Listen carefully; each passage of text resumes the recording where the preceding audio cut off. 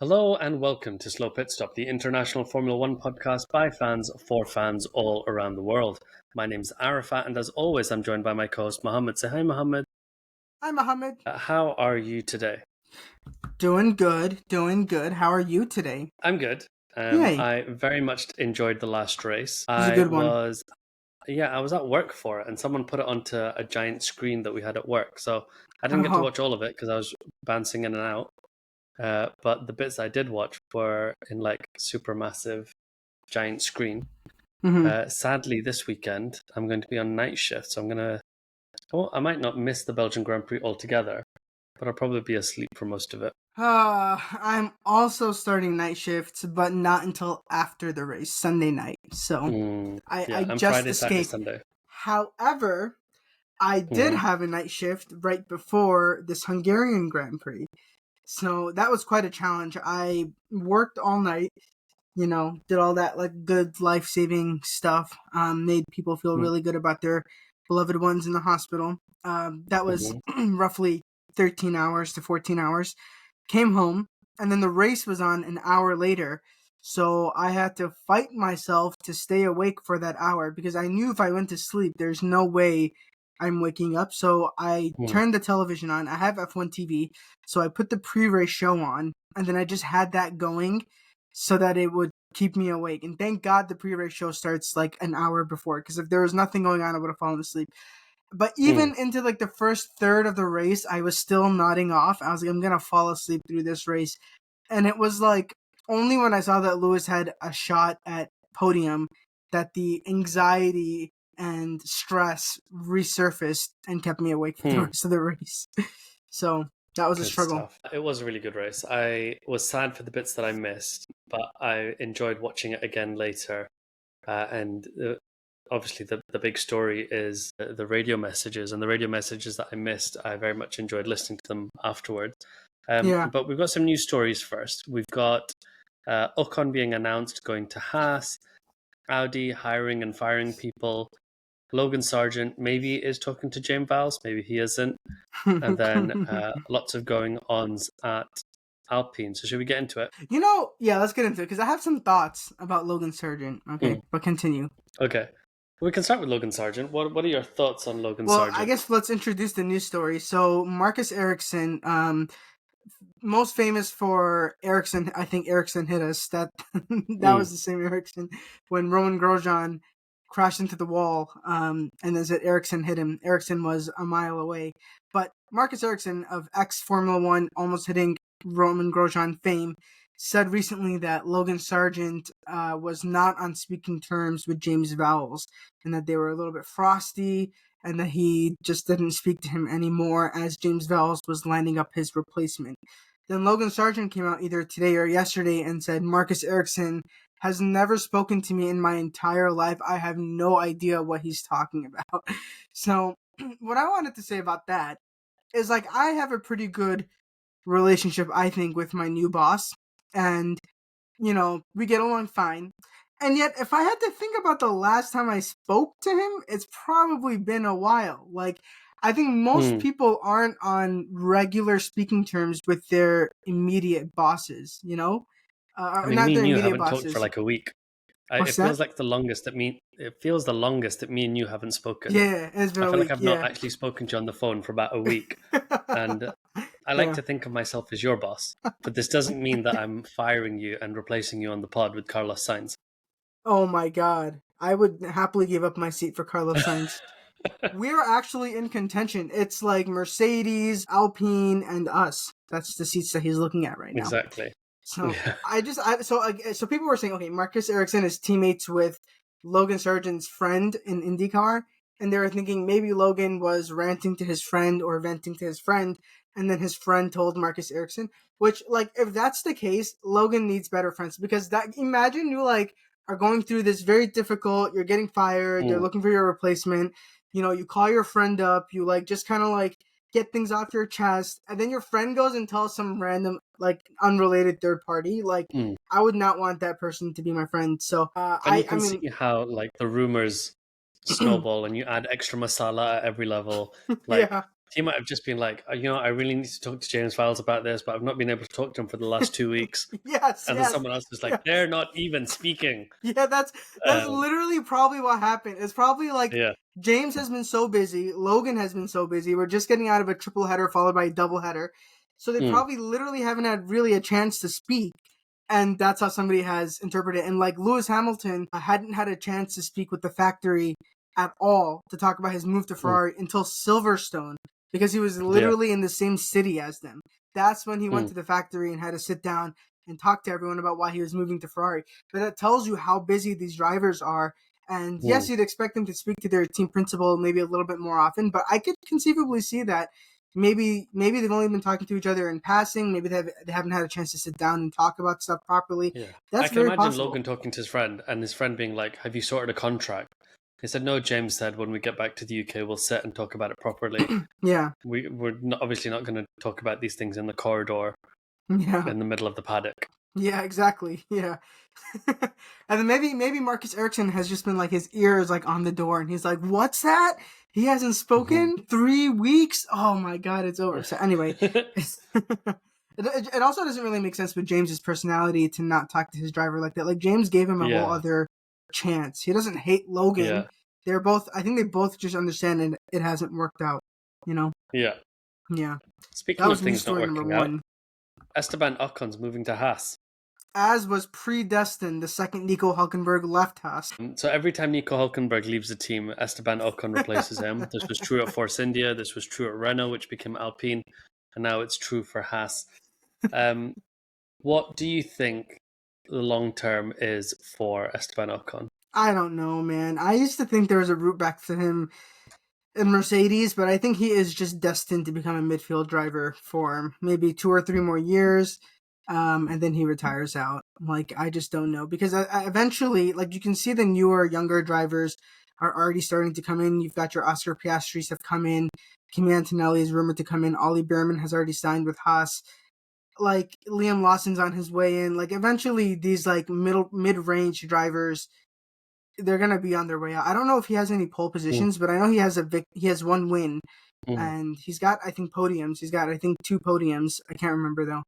But what I'm trying to say is basically he's accomplished, I think, everything Esteban Ocon was going to accomplish in Formula 1. I don't think anybody ever saw this guy winning championships unless you gave him like a Braun GP-esque car, that he can really take this is the thing. I was going to say, realistically, I agree with you. But there's always people who have sort of gone against it. So Jenson Button, he seemed to be stuck in the midfield for a long time. Sure. And then Braun happened, and then he was able to race in McLaren while it was still good for a bit, have more victories and things. Yeah. And then Sergio Perez, when it looked like he was being dropped from Formula 1 altogether, suddenly got a Red Bull drive. And obviously he's not made the most of that drive. But Perez was good when he was getting dropped. Perez was getting dropped because of circumstance, and he was good at that time, so it made sense. Yeah.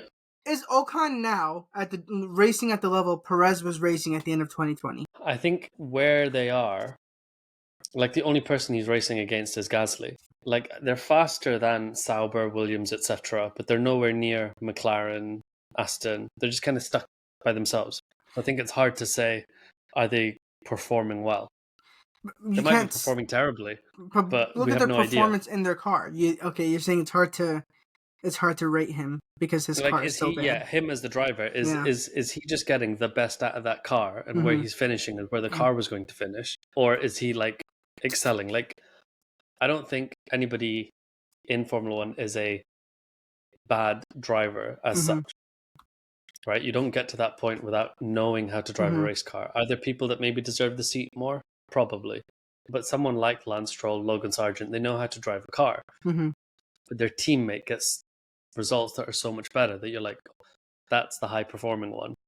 Whereas Gasly and Ocon are kind of there or thereabouts. I feel like one weekend one's ahead, another weekend the other one's ahead.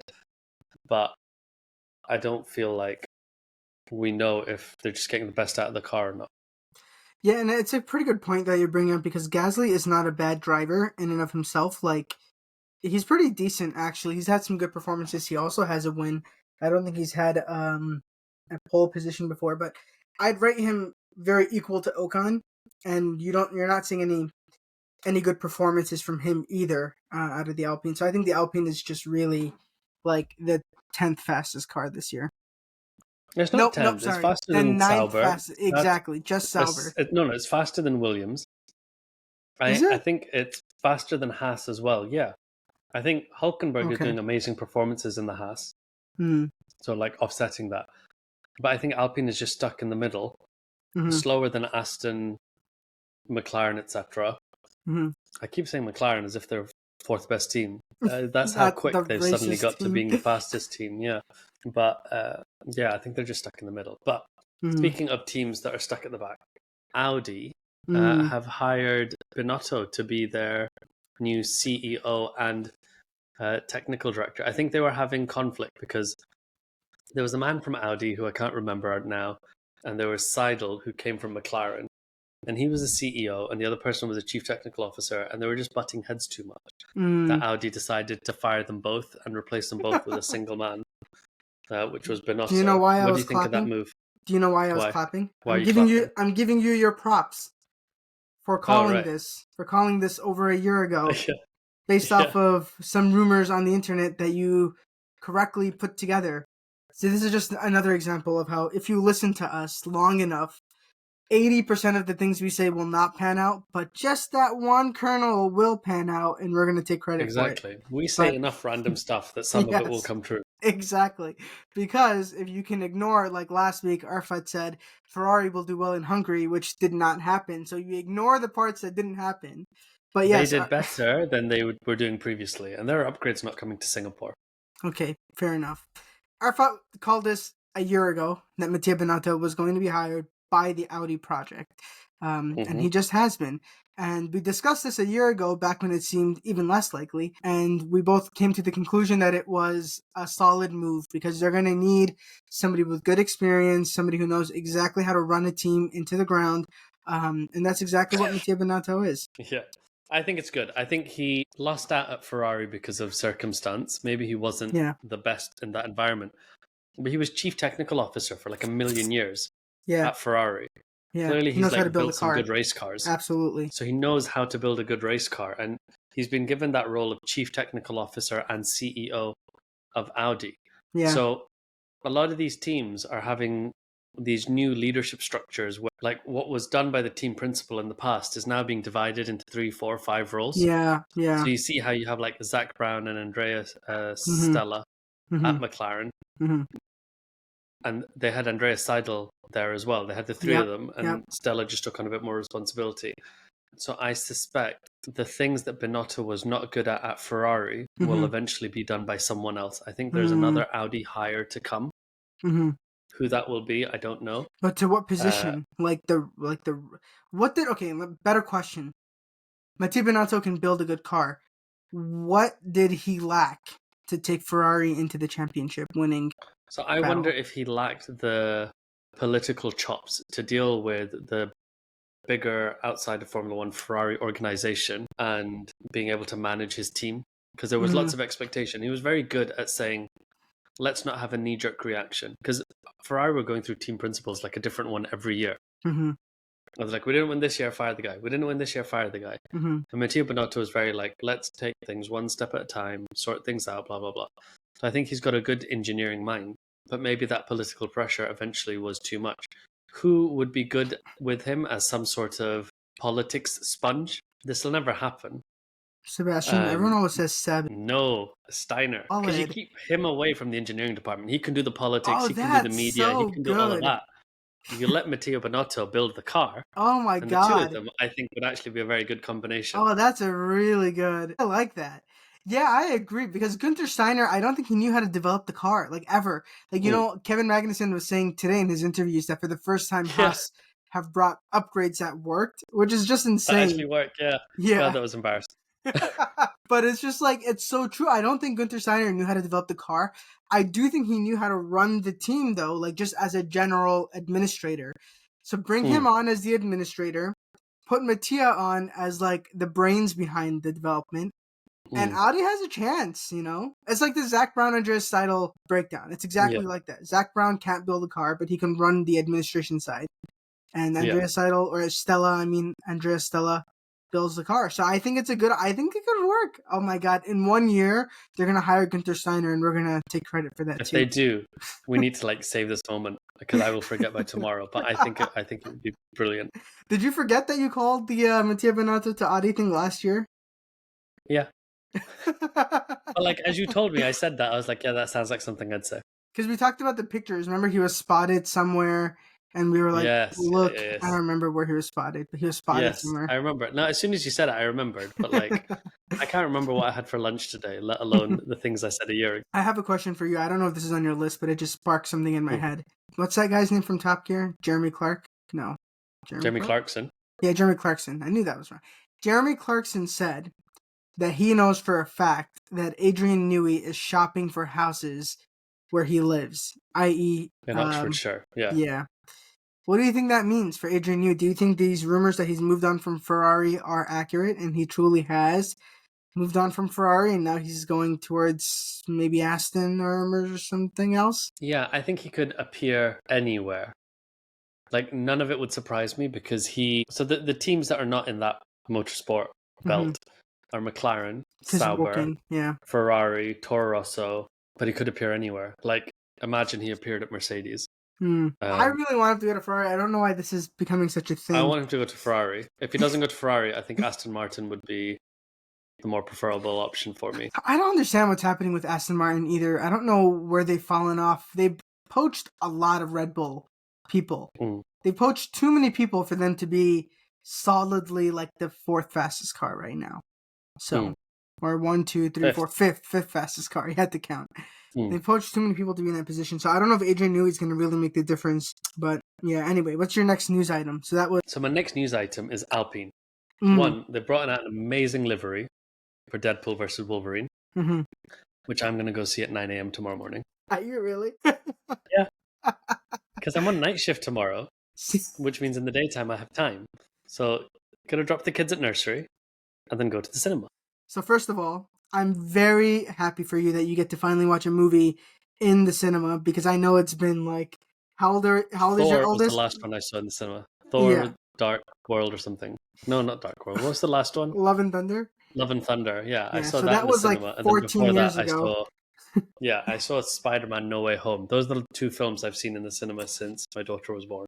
Yeah. So I know it's been tough goings, and I know that, you know, you like me used to watch many movies in the cinema when you were younger and less burdened. So I'm very excited for you to go. I do think it's hilarious that you're going at 9 a.m. That's pretty funny. I'm excited for my 9 a.m. nachos. The like theater people will be opening up and like, you know, getting all the food ready, and you're gonna be like knocking on the door like tung tung tung. Yeah. I have a 9 a.m. Where's ticket. my nachos? Yeah. Like, you know, because it's the day it's released. Like, I know technically it came out today. Yeah. But like, it's gonna be a big film. It's gonna make a lot of money, whatever. And I always thought, oh, you know, I've left it last minute to book a ticket. I hope there's good seats, blah blah blah. And then, you know, it shows you like all the seats and you can pick which one you want. The whole thing was empty. Yeah, because I was like, oh, middle. Everybody else is working. Yeah, 9 a.m.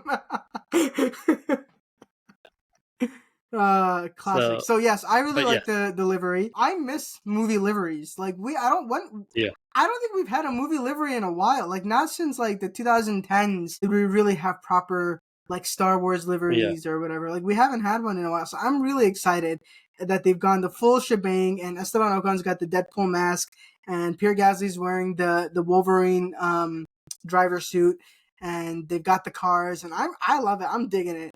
This is like Formula One at its best. I think it's really cool. Yeah. 1, do you think they'll crash into each other? 2, I'm going to give the car, I can't decide to give it an 8 out of 10 or a 9 out of 10. The thing I feel it's missing is a bit more yellow.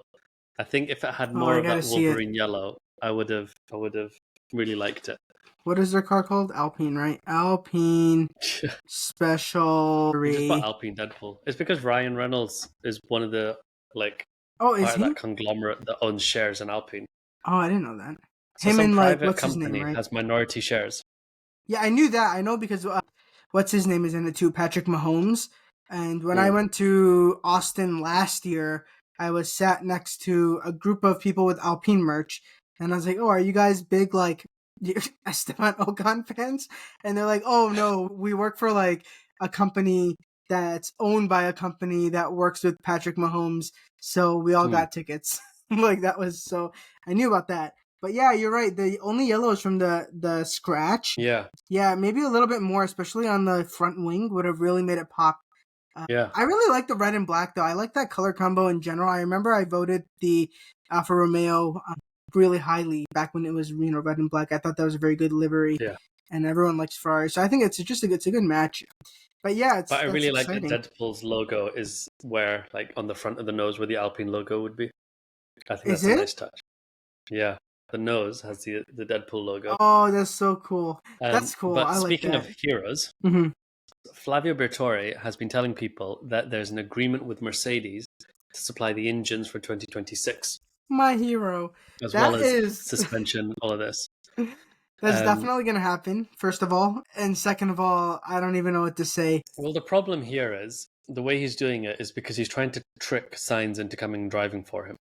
Yeah. Right? To be like, look, we've got this Mercedes, blah, blah, blah. We're on the move. And, 2 years from now, the team will be sold to Andretti. You'll be the first Andretti Mercedes driver or something. Yeah. But there was some guy, Pierre Chotti, that posted on LinkedIn about I how saw the that. people in France haven't been told. No one has officially told anyone about them. The leadership are cowards. And then Joe Sayward was like, because they've not been told, they're not happy reading about it in the media that their project is being stopped. And there are very real fears in the team that this will lead to a strike and that Alpine could face a situation of not having engines at some races this year. But this is all Flavio just being insane and doing things backwards.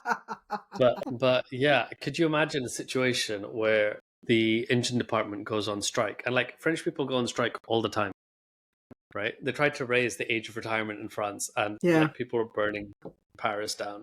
Yeah. So yeah, I don't know what will happen. I think the momentum behind this news story has been going for some time. That eventually they will have Mercedes engines. I think there will be some moving around with other teams. Like I wonder if Williams will become like Red Bull. I wonder if Sauber will like change. Oh, Sauber will be Audi anyway, so they won't have. So I wonder if like Williams is looking to buy an Audi deal or something. But yeah, do you think Alpine is going to become Andretti? Well, that I don't know. That's a huge jump in question. But I was going to say before that, we live in like this new era where big news items are dropped on Twitter and on the internet before they're like formally communicated to everybody else. And it just reminds me, like right now in the United States, Joe Biden stepped down from being president.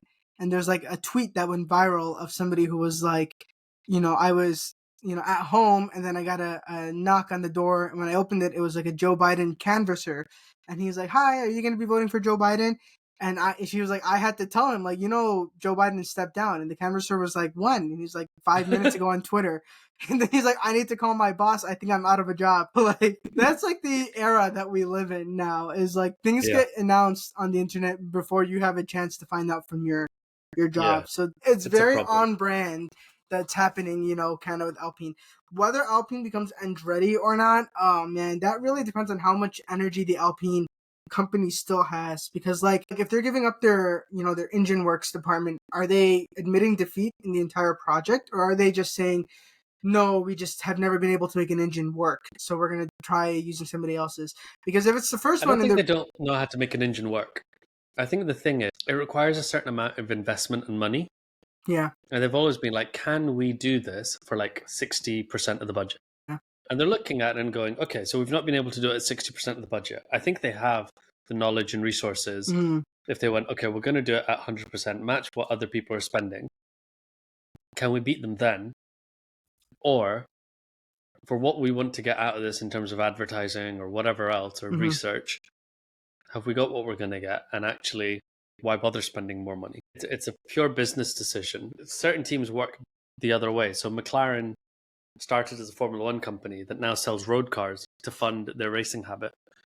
Whereas Renault is a road car company that has a Formula One team to sell their road cars. Yeah. And if they're achieving that primary aim through other means or have achieved it enough, why spend a single dollar more? That's true. I guess that's true. That's kind of like all. it's the arithmetic that all these companies need to have. Like Mercedes needs to think they are thinking this way. So I guess it makes sense whether they become Andretti or not. I mean, I don't know what road there is in for Andretti anymore. I do have a question for you. You know, like the whole like name swapping thing when Force India went into administration and then came back out as Racing Point and then became Aston Martin. Yeah. So I'm just curious, like, did they when Lawrence Stroll turned it into Racing Point?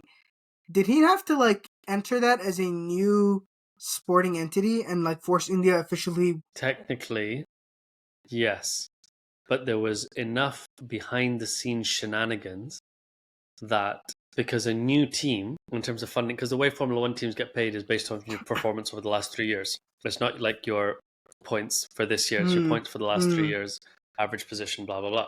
Yeah. So if you start as a new team, your place in the last 3 years is last. Yeah. So you get a tiny amount of prize money. So they somehow argued that give us the Force India prize money for the last 3 years. Wow. So they set themselves up as a brand new entity, but were paid as if they were Force India for the last 3 years, which upset the teams behind them. Like Haas were like, when we came to this, we had to start from the bottom and blah, blah, blah. What's going on here? Just you bankrupted your team. Why are you being rewarded for? So yeah, that's like really, because I didn't realize they came in as a new entity, but I was reading up on like just something like some article, and then I went down a rabbit hole and I saw that like Racing Point is not just a renamed Force India; it's technically a new racing team. That's pretty cool. Yeah. So can Andretti pull some kind of shenanigans like that and be like, we're just a renamed? Well, this is the thing. So because all they need is the ticket, the entry to say we are one of the teams. So they could buy Alpine's team. Yeah. And then call themselves Andretti. And then a couple of things could happen. They call themselves Andretti and they base the team out of Enstone. Yeah. Or they dismantle the whole thing and say, we've got the entry, we don't care about the rest of it. We're setting up our team in Indianapolis or wherever they're setting up. When Toro Rosso, Minardi, was sold to Red Bull, the guy that sold it, he put in a certain number of things. So you can't move the team from where it's based for, I can't remember, 5 years, 10 years, whatever. Basically, they sold it in such a way to protect the jobs for a period of time. Not forever, but I think it was 5 years or 10 years, something like that. It was like, you can't sell the premises and the team has to be based here, blah, blah, blah, in Italy. Now, Red Bull is slowly moving things to Milton Keynes. More and more Toro Rosso is moving across there, RB, whatever they want to be called. And people are like, hang on, you just have 4 cars now. You're getting all this extra data, wind tunnel time. Yeah, exactly. Etc., etc. That's why Zach Brown's really upset. Yeah. But in theory, Alpine could sell to Andretti, but say, we will sell this to you, but for 10 years, you have to leave the team at this current base. Wow. And you're not allowed to fire 60% of the employees or whatever. Would Andretti take that deal? That's my question. If you are Mario Andretti, do you take that deal? Gets you in, but none of your people get in. Yeah, I think so. I can't see the alternate route. Yeah. Wild, man. Yeah, it's wild. All right, let's move on. What's next on the list? Right. So I just wanted to touch on something in quali where Alonso was really, really upset. Oh, yeah. This is so weird. Why was he that upset, though? I mean, I get that it was like a bananas moment to happen, but it's not like it ruined his quali permanently. You know, like he got the car back out there. He was stalled for an additional 20 seconds of time. But I think it was the fact that he was brought into Parc Fermé, took his belt off and everything. Just for anyone that doesn't know, Yuki Tsunoda crashed. There was a red flag. Cars came into the pit. There was still 2 minutes of the session left. And lots of people thought, we're not restarting this. And then they did restart it. And so they were like, hey, Alonso, head out. But Alonso had been brought into Parc Fermé. And some news stories on Twitter and things had reported it was because there was a car already there, which was the fake film prop car for the Brad Pitt film. And so then they were like, hey, there's a car here already, bring in the other ones that are coming in behind it. Yeah. So Lance Stroll was brought in as well. And then they were told, hey, you can head out. Other sources that I've checked, like Autosport or whatever, have not said there was a mix-up because of that Apex GP car. They've just said the staff on the ground were told the session's ending. And then they were told, actually, it's going to resume. But who knows? Who knows if... So I still don't understand why this is such a big deal. It's funny, But I don't understand why he was like. I mean, did you see him on the freaking scale throwing his like race jacket on the ground and throwing his helmet on the ground?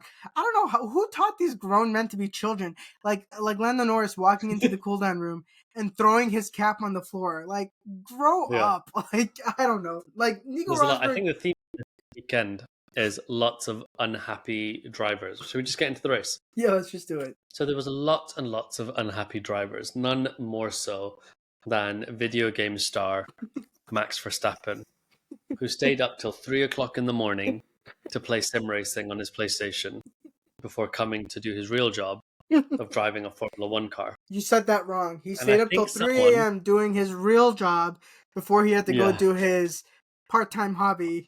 And I think someone basically didn't get enough nap time and was very, very cranky pants through the race.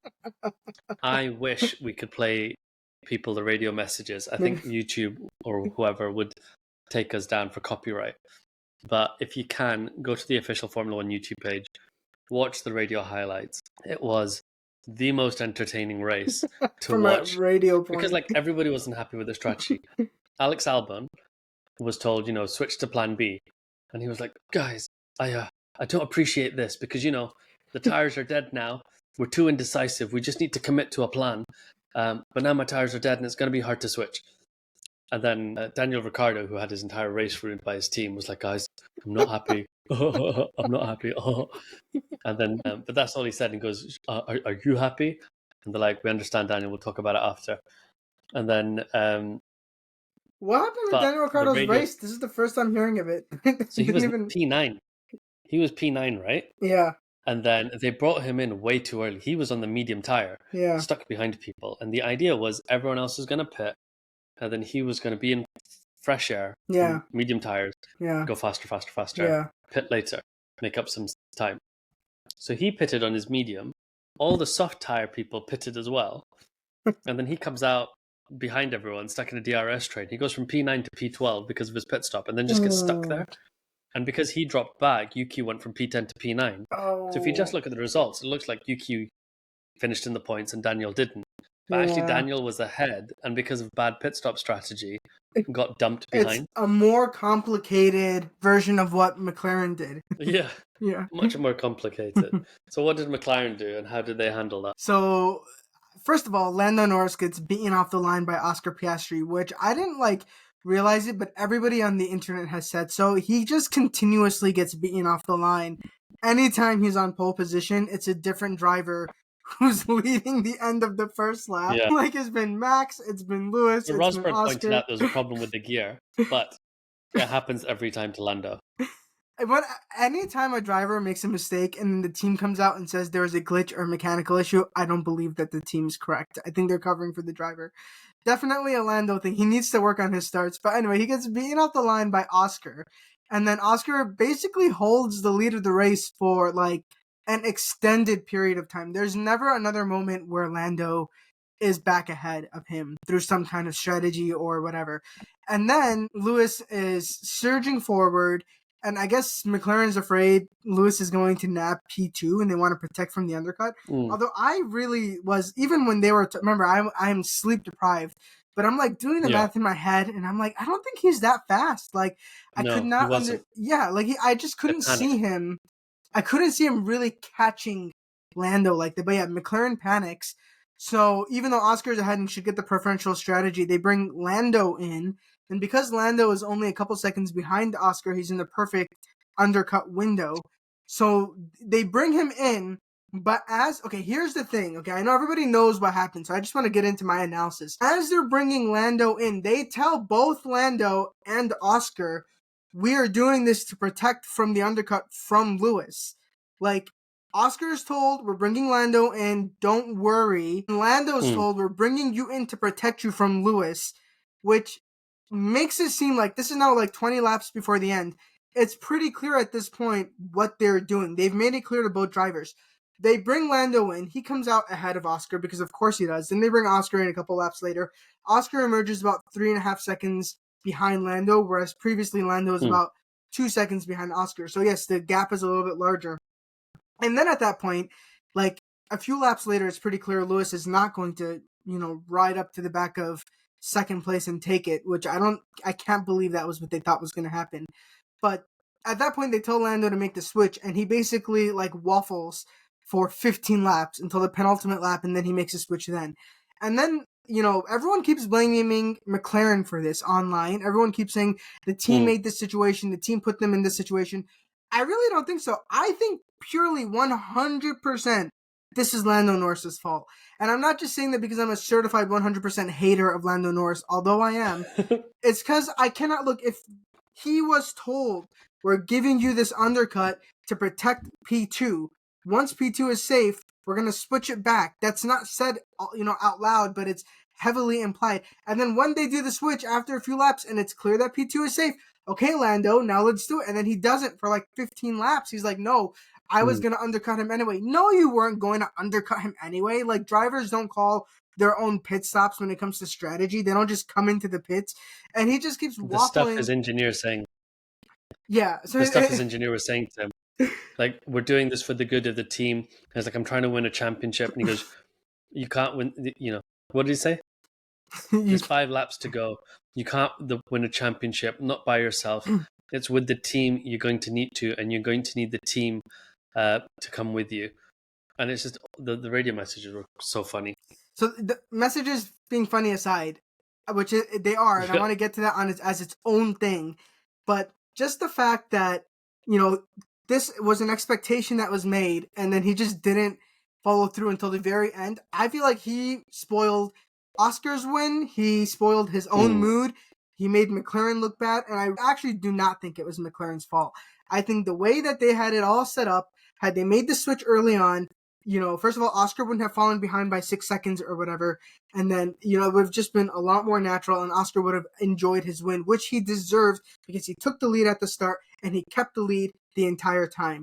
So, yeah. However, that Lando said, yeah. Lando said he wanted to swap back on the last lap at the last corner. What a loser. And then when they messaged him and said, if a safety car comes out now, we're not going to be able to swap. And he was like, yeah, that's fair enough. So that was the message that made him swap, the safety car thing. But why wait till the last corner? What does that accomplish? We wanted to prove a point. Which is what? For himself. What is the point he's proving? He was the faster driver on the day. But he was the faster driver on the day. But he was not. No, I'm not saying he was right. I'm just saying this is what his thinking was. Okay, fair enough. My feeling is... I'm getting angry at you for no reason. It's Swiss cheese of lots of people failed. Okay. I think for the... when a team order directly harms a driver, right? This conversation comes up all the time. It's how Val treats James. The reason is because the driver and their engineer need to be super tight. Yeah. And if your engineer is the one antagonizing you and trying to force you to do something you don't want to do, it's where's the trust? Difficult. Yeah. You need someone else. So McLaren shouldn't have had Lando's engineer constantly messaging. Andrea Stella should have come on and said, Lando, within the next 3 laps, I need Oscar ahead of you. Yeah. Yeah. As per agreement, blah, blah, blah. No ifs, buts, whatever. I don't know why that didn't happen. You're right. Andrea Stella should have come on much earlier and just said, Lando, this is the deal. Within the next 3 laps, I need Oscar ahead of you. You can do the swap at this position, blah, blah, blah. Fine.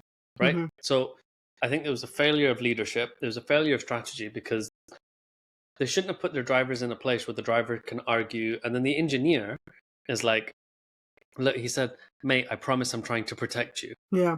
So the engineer is trying to in his head, be like, I need to win this race for Lando, but also tell Lando to swap. So the engineer's conflicted. Yeah. So I don't think the engineer should have been put in that position. I think Lando was going to, most racing drivers are going to be selfish in that position anyway. Some people will say, if Lando had just gone and won the race, they would have secretly admired him. We saw this with Sebastian Vettel screwing over Mark Webber. Some people were like, this was a terrible thing you did. And other people were like, no, this shows, that he's a real champion, blah, blah, blah. But I think leadership much higher should have gone, okay, we messed up the strategy there, but I'm going to come on and say, Lando, you need to swap this position back. And I'm not going to get your engineer to be in that position. But I will say this. Lando is the number 1 driver in the team, in his head. the attitude he should have brought to the situation was, I am the guy in charge, and therefore I'm going to give Oscar his position because I don't need this win that bad. It's like Lewis sacrificing 2022 to just keep running experiments, letting George get the wins, letting George get the higher quality positions, because he's like, I don't really care about this. So he should have known that, like, in this case, it doesn't really, like, whatever, we're going to finish 1-2 anyway. And now the other thing people are saying is, okay, like you just brought it up, he's fighting for the championship. Is he really fighting for the championship? Like, is he really, like, I think Nico Rosberg, one of them said, oh yeah, I wouldn't have given up the position because I think he has a real shot at winning the championship. I don't really think he does. I don't think that he's in a position where he's genuinely fighting for the win. And if he is, I think he could. I think he's a long shot. I think it's like 2007 Kimi Räikkönen. No one would expect him to, but it's possible for him to win the championship. But if that's the case, then team orders keep Lando ahead. They don't try to get them to swap. Yeah. They get Lando to switch. I think the team are conflicted because they're like, are we really going to win? Are we challenging? Are we not? Blah, blah, blah.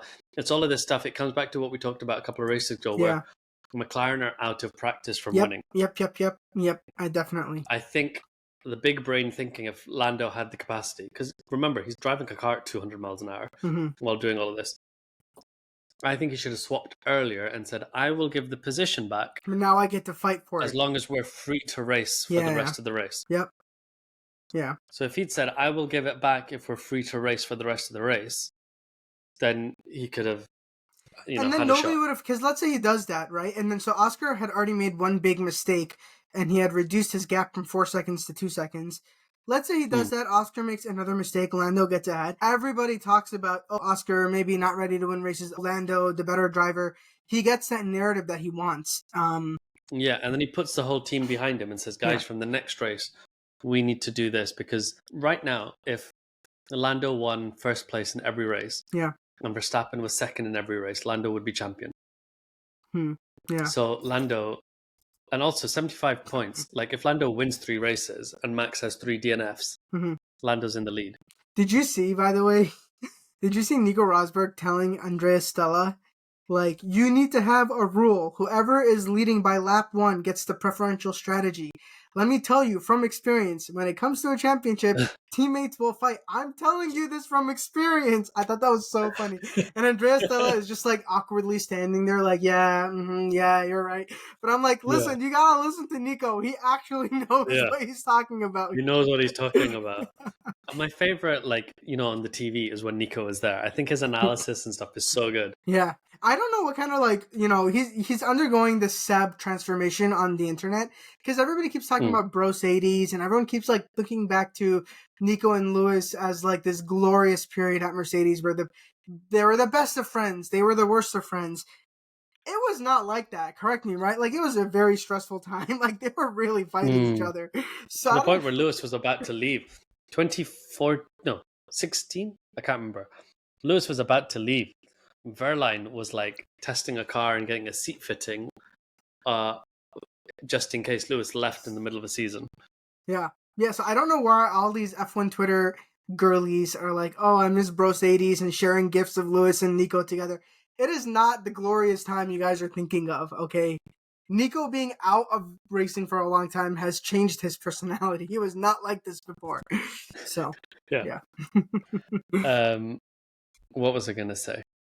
I can't remember. I remember. But yeah, Max McLaren being told off by his engineer. Incredible. His engineer calling him childish. You know, we're talking about trust between you and your engineer. Yeah. His engineer calling him childish. Him being like, he pushed me off the track. And his engineer's like, actually, you weren't ahead at the apex. I know. And then he's like, he moved under braking. And then it's like, did he, Max? Did he? Here's the thing. I don't think Max's driving was any more unusual than how he typically is. But yeah, him getting on the radio so often is pretty unusual for him. Like, he's not a big radio complainer generally. He complains when things don't go his way, obviously, but he's not to this extent.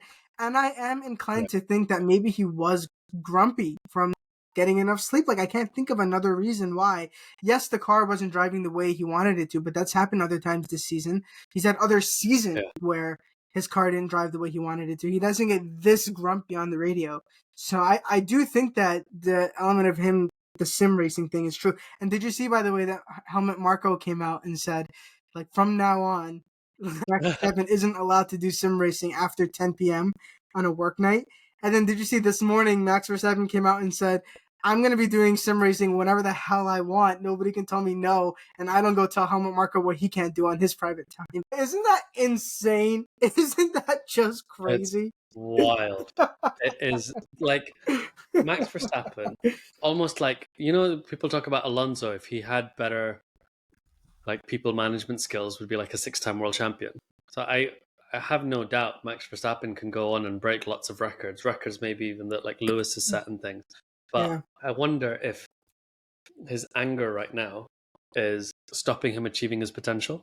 And I think it comes from Jos. I think the real bad guy here is always Jos, right? Jos has taught this old school idea of like macho, what is a man nonsense to Max. And Max, like he was like, I'm not going to apologize, right? Because he's like, I'm a man, I don't apologize. So he's doing all this stuff. He's shouting at the team. He's demanding high results. But actually, Formula One's a marathon, not a sprint. And you can shout at people for a moment just to like suddenly snap them back into attention. But that sort of sustained abuse will make people go, I'm not giving 100%. I can't be bothered. Like, the reason Ferrari want Lewis Hamilton there is because they want to inspire the rest of the team to be like, oh my God, Lewis is here. We need to work 110%. Yeah. Whereas eventually people will take their foot off the gas and not work as hard for you because they're like, this guy's going to shout at me regardless of what I do. Yeah. So I think he's been taught badly by Jos. And like, Lewis even today was talking about people need to behave like world champions. And they're like, what does that mean? He goes like, look at last weekend. You need to like remember the team gets you here, this and that and whatever else. Martin Brundle's criticized him. I think like Nico as well. I think a lot of people know, like, anger in a moment. Like, I don't know, let's say you had a bad pit stop and you got angry, like, guys, the next one, we need to be better, like, unacceptable. Yeah. Fine, because it suddenly just sharpens people a little bit. But sustained anger, abuse, being like, I'm the one that's having to. And then after the race, he was talking about. And that's a whole week later. Maybe I should have the pit wall in my car so that I can make my decisions for myself because clearly no one else is helping me. All this kind of me versus the world stuff. Eventually, your team isn't going to be working as hard for you as they could. Yeah, and it's quite odd because generally Red Bull has been so 100% backing Max. And I just want to like take a side note and I want to praise Hannah Schmidt for really trying to make the strategy work. Once they got undercut by Lewis, there really wasn't a lot that they could do. But she really almost made it work. Like, Max really almost caught Lewis and took the position back. Had he maybe been a little bit smarter in the way he did his overtake rather than being a little bit argy-bargy, he could have made it work. So Schmidt, turning a really bad situation and almost making it work. But you're right, because now it's a week later and Max is still upset and he's still talking about how he's the wronged one and how the team doesn't care about him. And it's like, what do you mean? Like, the team only cares about you. Like literally, you are the priority of the team. How can you? So you had a bad weekend. Like, I don't know, drop it, bro. It's weird, right? Do you know what he reminds me of? Like, he could, in theory, go on to break every single Formula One record. Yeah. That Schumacher set, that Hamilton set, blah blah blah. But like champions with grace.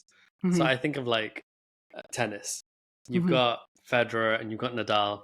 Like, Federer's retired. Nadal's like every bone in his body is broken or something. But people think of them as the greatest. Whereas technically it's Djokovic. Djokovic has all the records now. Oh, really? But everyone's like, yeah. But Djokovic is like, everyone's like, yeah, that guy's a bit annoying. The true champions were Nadal and Federer. Yeah. So I think Verstappen risks putting himself into that sort of thing of he could have statistics on his side, but people will still be like, yeah, to me the greatest was Schumacher or Hamilton or Alonso or whatever. Was Schumacher really a champion with grace? No, but like, I think it's far enough in the past now that people will forget things. Gotcha. But I think I can imagine a situation where he's like, I have 10 world championships. Why do people not accept I'm the best? And everyone's like, because you're whiny. If Nico Rosberg can get rehabilitated and Sebastian Vettel can get rehabilitated, maybe Max can get rehabilitated. 100%. Of course he could. And this is my thing. He risks harming himself. The other person that risks harming themselves is Lando Norris. Like, people having a go about, oh, he said this to Lewis and things and getting angry at him, through the cool down room. Yeah. When Lewis like, guys, you were so fast today. And he's like, you had the fastest car for 7 years ago or something. Lewis today was like, look, I'm nearly in my 40s. I remember what it's like to be in your early 20s. I'm not offended by it, blah, blah, blah. But genuinely, as I saw Lando do that, I didn't feel angry at him for trying to insult Lewis. I was like, I felt bad for Lando because I was like, all of this is coming from frustration. He's being so hard on himself that actually I worry that he's going to start harming his performance because he's so in his own head. And it feels to me that Lando's in a, like, he doesn't deal with losing as well. Like, I don't think you can be like a top athlete without hating losing. You have to. But you need to lose and move on. Like, there's a speech from Federer, the tennis player, where he's like, I won this many matches and this and this and this. But then he broke it down to the actual points. And he's like, he won 51% of all the points in his life or something. Wow. So he's like, it means basically 1 in 2 points I lost. Because you have to, like, if you lose a point, you have to just be able to mentally move on and win. And if you win a point, you have to also be able to mentally move on and prepare for the next one to be a loss as well. You'll have to be able to take a win or a loss and reset your mind. Yeah. And I feel Lando's struggling to do that, especially with losses. And I hope someone can help him with that. Yeah. I think, how like Jensen was at Williams as like a driver trainer or driver advisor or something. I think McLaren need Mika Hakkinen or someone to spend more time with Lando. Yeah. Yeah, but I think he has performance coaches, but almost from like a psychological point of view, either a trained sports psychologist or a champion, someone like Mika Hakkinen, David Coulthard that used to be a driver there that can come and just like help him have perspective. Yeah, it's all very good. It's all very good. Who do you think is coming out ahead in Spa this weekend? Max Verstappen? For many years, we just openly said Max. Anytime this question was asked, we're like, yeah, Max is going to win it. It's the first time I've thought about it. I know. Isn't that crazy? Yeah. I'm going to say Lando Norris. I'm going to say Lando Norris. Yeah, I'm thinking Lando as Max well. has a 10-place grid penalty. In the olden days, maybe he just shoots to the top. I would say he's on the podium, but I don't know if he's going to win it. I think top 5 is, he should end up in the top 5. Yeah. Question is, will he end up ahead of Perez? Yes. And what will the Ferraris do? I think he'll probably be able to beat the Ferraris. But yeah, I think McLaren will have the advantage. And I think Lando, Lewis, Max. My prediction. Lando, Lewis, maybe. Max. All right, you enjoy Deadpool. Yeah, sorry. Finish. Oh, I was just going to say, who's driving the Red Bull next year, next to Max? I am. Exclusive, you heard it here first. Oh yeah, so that Sainz can take your seat. No, makes sense. There you go. Thank you everyone for joining us on this episode. Arafat, I hope you enjoyed Deadpool and Wolverine tomorrow. We will see you guys after the Belgian Grand Prix. Bye. Bye.